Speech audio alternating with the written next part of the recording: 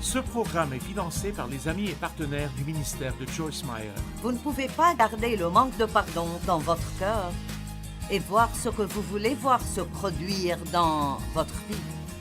Pour avoir ce que Dieu dit que nous pouvons avoir, nous devons faire ce que Dieu nous dit de faire.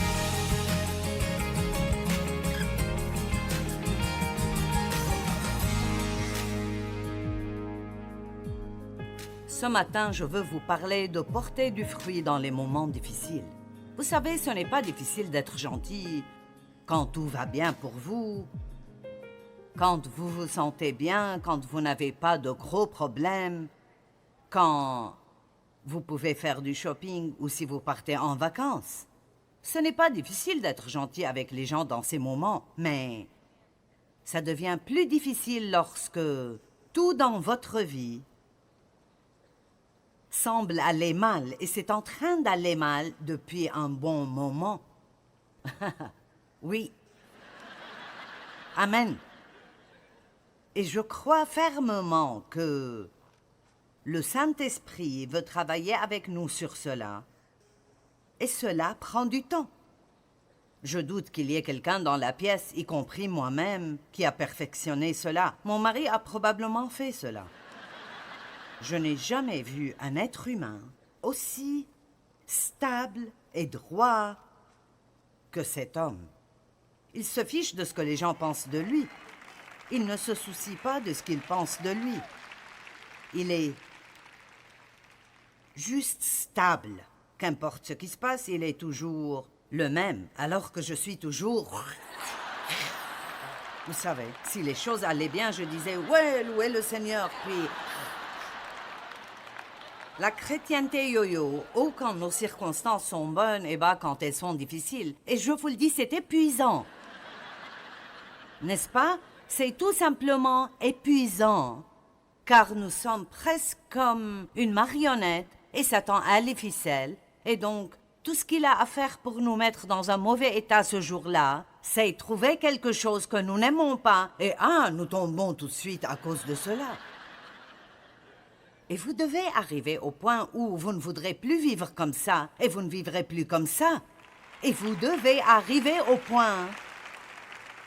Et vous devez arriver au point où vous arrêtez d'attendre que vos circonstances changent, et vous décidez, Dieu, change-moi. C'est ce qui doit changer, pas votre situation. Jésus a dit, dans le monde, vous aurez des tribulations. Réjouissez-vous, parce que j'ai vaincu le monde. Amen. Dans Jean 16, 27, il a dit « Je vous donne ma paix, que votre cœur ne se trouble et ne s'alarme point. » Jean 16, 33, « Dans le monde, vous aurez des tribulations. Réjouissez-vous, j'ai vaincu le monde. » Donc je dis que la façon dont vous combattez le diable est avec les deux coups de grâce. Restez calme et soyez heureux. Oui, mais nous ne ressentons pas cela. J'ai un livre pour cela.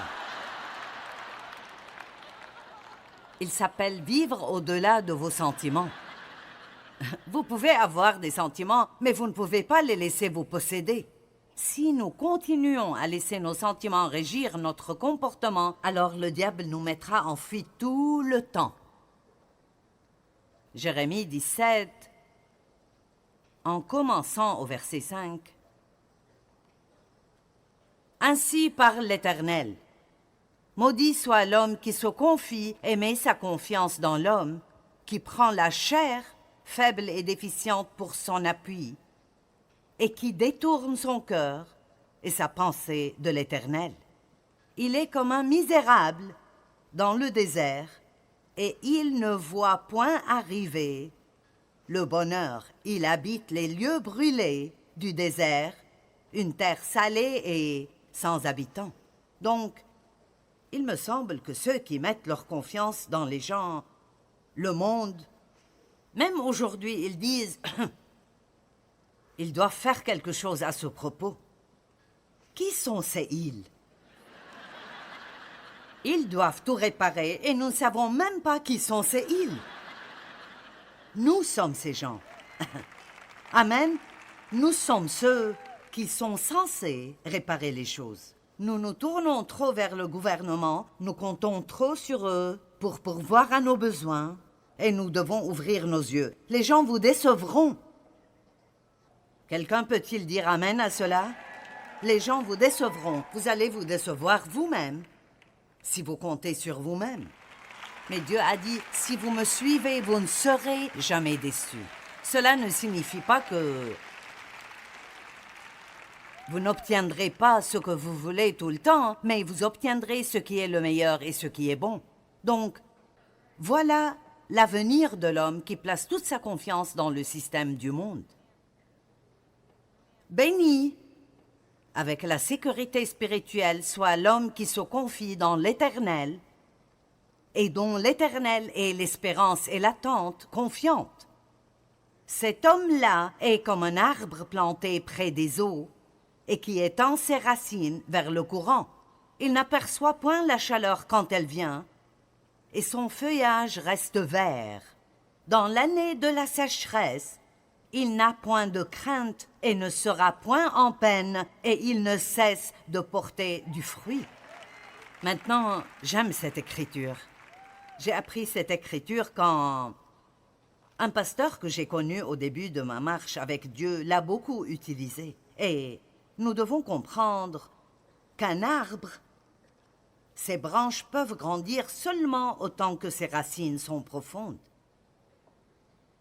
Donc, nous devons être profondément ancrés dans ce que nous croyons sur Dieu. La Bible dit que nous devons être enracinés dans le Christ Jésus, profondément enracinés dans son amour pour nous. Lorsque vous avez des racines profondes, les tempêtes de la vie ne vous renversent pas. Une petite branche d'arbre dans la cour peut être détruite lors de la tempête, mais nous avons dans notre jardin des arbres géants qui sont là depuis des centaines d'années et ils ne bougent pas, même quand la tempête est sévère. Ils ne bougent pas car ils ont des racines très profondes. Mais ce que beaucoup de gens veulent, c'est beaucoup de fruits dans leur vie.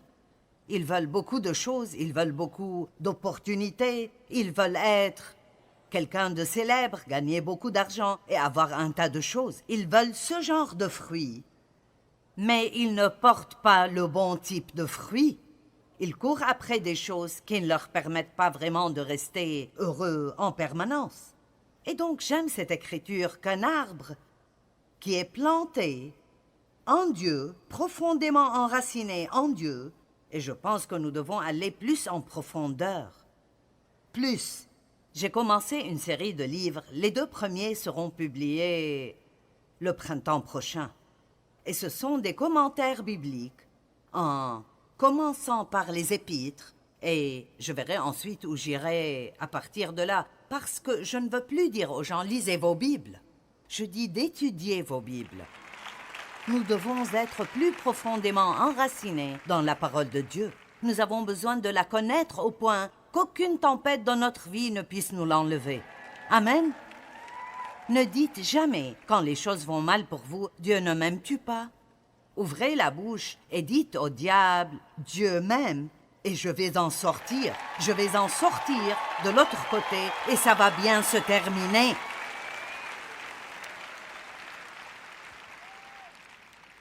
Nous avons tous des tempêtes dans la vie. Vous n'allez pas vivre et avoir une vie parfaite et ne jamais avoir de problème. Mais nous voulons grandir jusqu'à ce que même pendant les pires moments de notre vie, nous sommes si profondément plantés en Dieu que nous pouvons toujours porter de bons fruits. Amen. Quelqu'un a-t-il besoin d'entendre cela? Psaume 1. 1-3. Heureux, fortuné, prospère et favorisé par Dieu, l'homme qui ne marche pas selon le conseil des méchants, ne suit pas leurs conseils et exemples, qui ne s'arrête pas sur la voie des pécheurs et qui ne s'assied pas en compagnie des moqueurs. Je vais dire rapidement, c'est important avec qui vous passez votre temps. C'est exactement ce qui est écrit. L'homme qui s'assied dans la compagnie des pécheurs et écoute leurs conseils va avoir des ennuis parce que vous devenez conforme à ce qui vous entoure si vous restez assez longtemps. Amen. Si vous écoutez mes enseignements, jour après jour, vous commencerez à me ressembler et à dire des choses comme moi.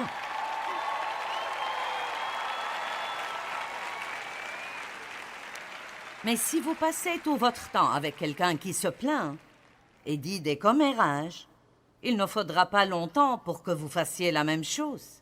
Vous pourriez immédiatement résoudre certains de vos problèmes si vous changiez votre groupe d'amis.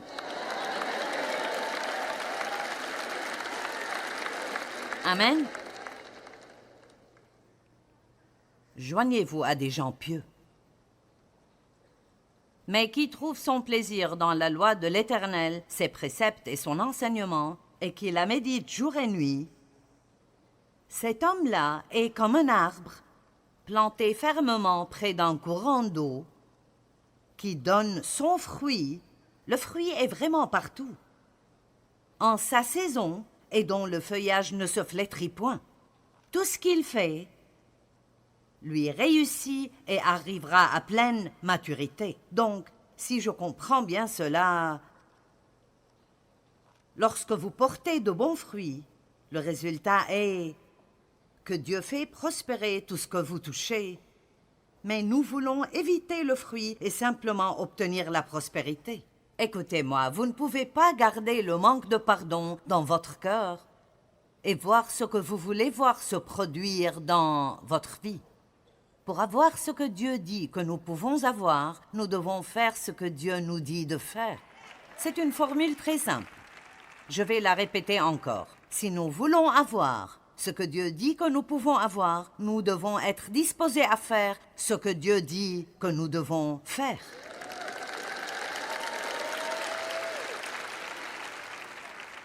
Une fois, je me plaignais parce que j'avais l'impression que il y avait des choses que Dieu m'avait dit que je ne pouvais pas faire, mais que d'autres personnes faisaient. L'une d'elles, par exemple, était le genre de film que je pensais pouvoir aller voir. Et il y a beaucoup de choses que j'aimerais voir que je sens que je ne peux pas voir à cause de certaines choses dedans. Et pourtant, je connais beaucoup de personnes, même des membres du ministère, qui n'ont aucun problème à voir ce genre de film, mais vous n'êtes pas responsable de ce que font les autres, mais seulement de ce que vous faites. Je me suis plaint un jour à Dieu. Eh bien, je ne sais pas pourquoi tu es si strict avec moi, tu sais? Ils peuvent le faire et pourquoi ne le puis-je pas aussi? Et vous savez ce que Dieu m'a dit? Écoute, tu as demandé beaucoup, tu le veux ou pas?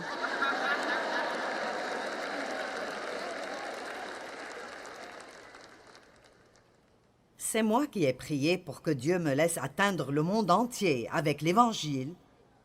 Et donc, plus vous voudrez faire pour Dieu, plus votre chemin sera étroit. Est-ce que quelqu'un m'entend? Vous devez sortir du chemin large. C'est facile de marcher sur le chemin large. Vous aurez beaucoup de compagnie sur ce chemin. Mais Jésus a marché sur un chemin étroit, et quiconque veut finir avec le genre de vie que Dieu dit que vous pouvez avoir, je veux dire, la vie au-delà de tout ce que nous pouvons imaginer. Et pour moi, une partie de cette vie consiste à avoir toutes sortes de problèmes imaginables sans que cela ne vous dérange. Combien d'entre vous pensent que c'est une bonne vie à avoir? Qui aimerait simplement ne pas se soucier de ce que les gens pensent de vous? Vous savez, cela ne vous dérange pas du tout parce que vous connaissez votre cœur et vous savez ce que Dieu pense de vous. Donc, vous ne perdrez pas votre temps en étant contrarié par ce que quelqu'un d'autre qui ne vous connaît même pas pense de vous. Ce sont là les vraies choses que Dieu veut nous donner. Ce n'est pas plus d'argent, ni une carrière plus longue, ou plus de gloire, ou être plus célèbre. Ces choses vont et viennent. Et écoutez, peu importe votre popularité, le jour viendra où quelqu'un viendra qui sera plus populaire que vous. Et alors vous devez apprendre à accepter cela Et vous devez savoir qui vous êtes et savoir qui vous êtes dans le Christ. Amen. Le diable m'a énervé ce matin.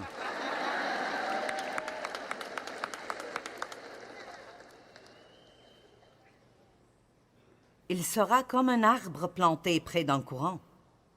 Puis, dans une année de sécheresse, il continuera à porter ses fruits. Il ne suffit pas de porter un peu de fruits quand tout va pour le mieux.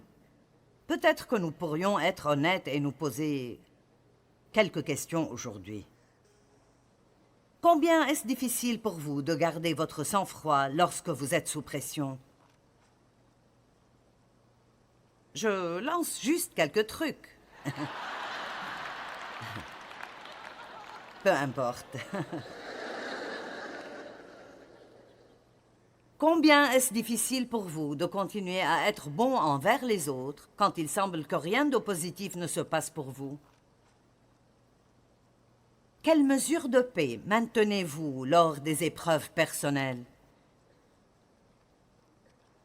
Êtes-vous capable de rester joyeux lorsque vous traversez une période difficile?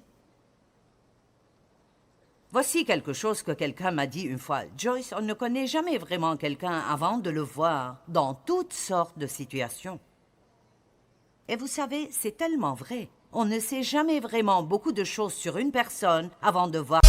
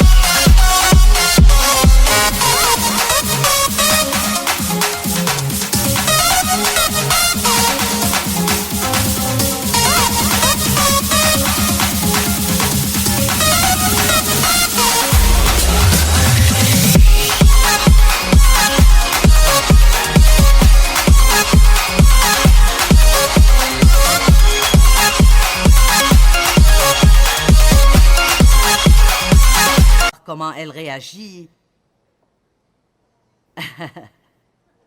lorsque les choses ne vont pas bien pour elle. Je suis tellement reconnaissante que Dieu m'ait mise avec mon mari parce que j'ai grandi dans une situation si pathétique et les troubles étaient normaux pour moi.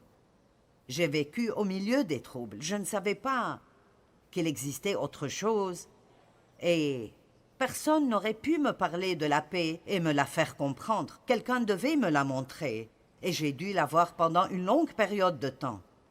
Et année après année, je voyais Dave continuer à m'aimer, peu importe comment j'agissais.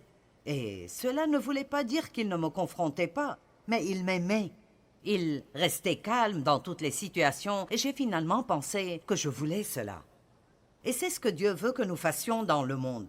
Il veut que nous soyons comme ça pour que les autres personnes puissent réellement voir que vous avez quelque chose de précieux et pour qu'ils disent « je le veux ». Alors vous n'essayerez pas de leur fourrer quelque chose dans la gorge tout le temps. Ils voudront savoir comment vous pouvez être comme ça. Qu'est-ce qui est différent en vous? Laissez-moi vous dire quelque chose, le monde a faim.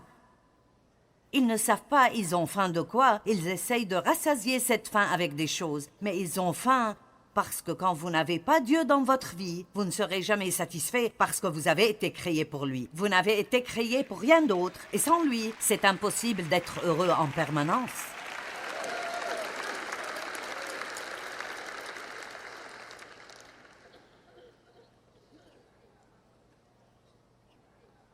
Vous ne voyez jamais la personne réelle avant de la voir sous pression. Parce que la pression,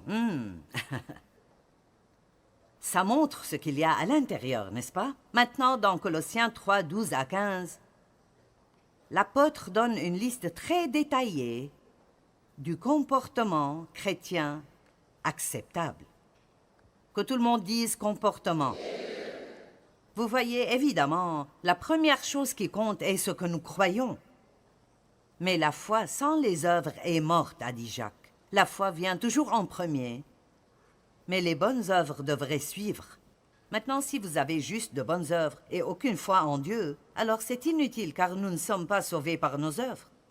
Mais si nous sommes sauvés par la foi, et nous devenons une nouvelle personne en Christ, et il vit en vous, ça devrait alors être un désir très naturel de vouloir faire de bonnes choses. Mais nous devons grandir dans cela et apprendre de nouvelles habitudes et apprendre de nouvelles façons de réagir. Littéralement, au moment où vous êtes né de nouveau, vous entrez dans l'école de Dieu. Et vous irez à l'école jusqu'au jour où il reviendra vous prendre. Vous apprendrez et réapprendrez et répéterez encore et encore les mêmes choses pour ne pas les manquer. Bravo parce que vous avez pris le temps de venir pour participer dans cette conférence au lieu de simplement faire d'autres choses que vous pourriez faire. Maintenant, il est très clair que nous ne pouvons pas nous comporter comme nous le devrions sans Dieu. Ce n'est pas juste une décision instantanée. Je vais partir d'ici et je vais être gentil. Eh bien, probablement pas. Ça veut...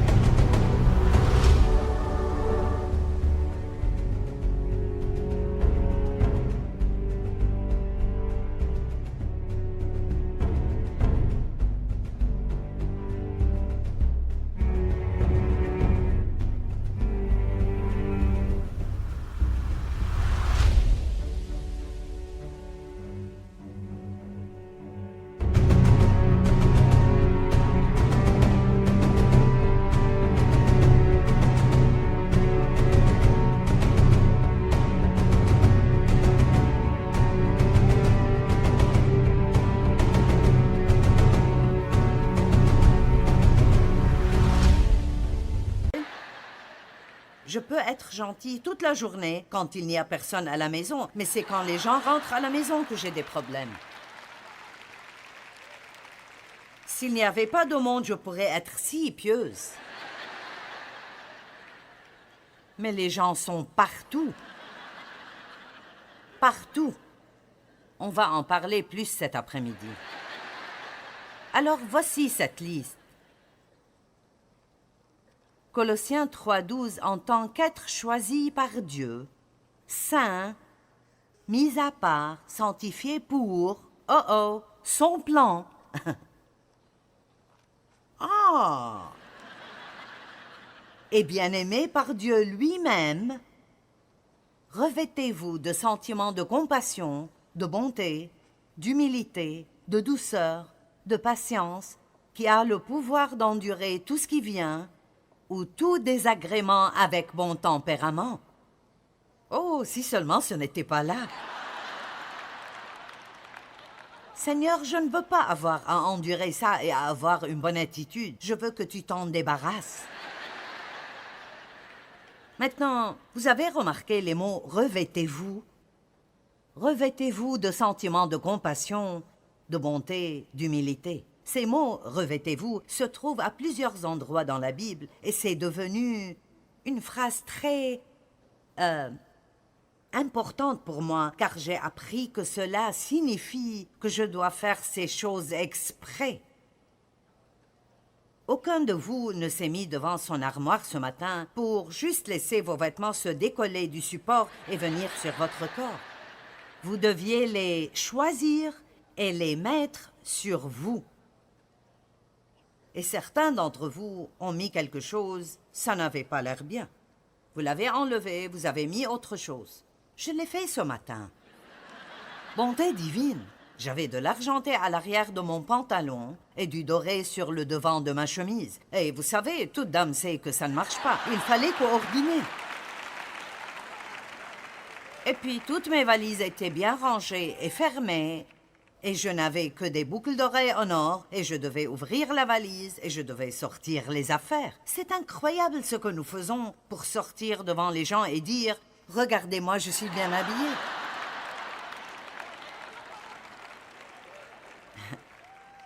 Eh bien, si nous passions le même temps à nous préparer spirituellement,